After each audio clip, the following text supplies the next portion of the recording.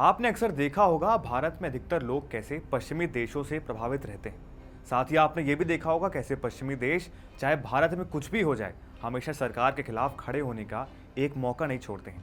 चाहे बात दिल्ली दंगों की हो या यूपी के दंगों की, खबरें हमेशा सरकार के खिलाफ ही छपती हैं। बात बात पे कह दिया जाता है कि भारत में मानवाधिकार खतरे में है, अल्पसंख्यक खतरे में है, मगर वही मामला जब उनकी खुद की तरफ का होता है तो बातें घुमा दी जाती हैं कानून व्यवस्था की तरफ। तब कहीं भी मानवाधिकार का जिक्र नहीं होता, तब जिक्र नहीं होता है कि अल्पसंख्यकों के साथ कितना गलत हो रहा है। आज हम इस वीडियो के माध्यम से कोशिश करेंगे भारत के खिलाफ चल रहे इस प्रोपेगेंडा का पर्दाफाश करने की। नमस्कार, आप देख रहे हैं न्यू इंडिया लाइव और मैं हूं आपके साथ लव शर्मा। फ्रांस में चल रहे दंगों के बारे में तो आपको पता ही होगा, जहां 17 साल के एक नाबालिग लड़के जिसका नाम नाहिल था, उसे पुलिस के द्वारा मार दिया गया सिर्फ इसलिए क्योंकि उसने कुछ ट्रैफिक नियमों का उल्लंघन किया था। लोगों में इसी बात का आक्रोश है।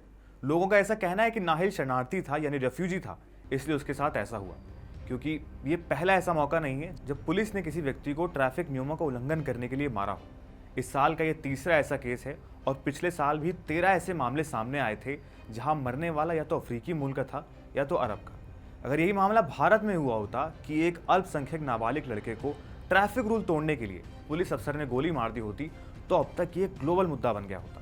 सेंसस की एक रिपोर्ट के अकॉर्डिंग इंडिया में 140 करोड़ में से कुल 28 करोड़ अल्पसंख्यक हैं। वहीं फाइंड डीजी की रिपोर्ट के अनुसार फ्रांस में 6 करोड़ 72 लाख लोगों में से 82 लाख अल्पसंख्यक हैं। मगर खुद को डेमोक्रेसी का राजा बताने वाले फ्रांस से बेहतर स्थिति में भारत के अल्पसंख्यक हैं। दंगे भारत में भी होते हैं, मगर आबादी के हिसाब से अगर आप देखेंगे तो मामले बहुत कम हैं। मगर फिर भी सवाल भारत सरकार के खिलाफ ही उठाए जाते हैं। सबरीना सिद्दीकी जैसे पत्रकार पीएम मोदी से तो भारत के अल्पसंख्यकों की स्थिति के बारे में पूछ लेते हैं। World leaders have made commitments to protecting democracy.